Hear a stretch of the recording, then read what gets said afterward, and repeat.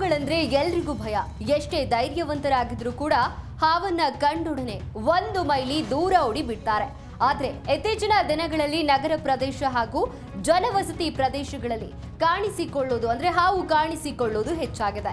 ಬೇಸಿಗೆ ಬಂದ್ರಂತೂ ವಿಷಕಾರಿ ಹಾವುಗಳು ಮನೆಯೊಳಗೆ ಕಾಣಸಿಗುತ್ತೆ. ಹಾವುಗಳು ಮನೆಯ ಮೂಲೆಯಲ್ಲಿ ಅವಿತುಕೊಂಡಿರುವಂತಹ ವಿಡಿಯೋಗಳು ಸೋಷಿಯಲ್ ಮೀಡಿಯಾದಲ್ಲಿ ಸಿಕ್ಕಾಪಟ್ಟೆ ವೈರಲ್ ಆಗ್ತಾ ಇರುತ್ತೆ. ಇದೀಗ ನಾಗರ ಹಾವೊಂದು ಫ್ರಿಡ್ಜ್ ಒಳಗೆ ಹೆಡೆ ಎತ್ತಿ ಕುಳಿತಿದ್ದು ಈ ವಿಡಿಯೋ ಒಂದು ಸೋಷಿಯಲ್ ಮೀಡಿಯಾದಲ್ಲಿ ವೈರಲ್ ಆಗಿದೆ. ಇನ್ನು ಅಧಿಕ ವೀಕ್ಷಣೆಯನ್ನ ಕಂಡಿದ್ದು ನೆಟ್ಟಿಗರು ತರಹೇವಾರಿ ಕಮೆಂಟ್ಗಳನ್ನ ಮಾಡ್ತಿದ್ದಾರೆ.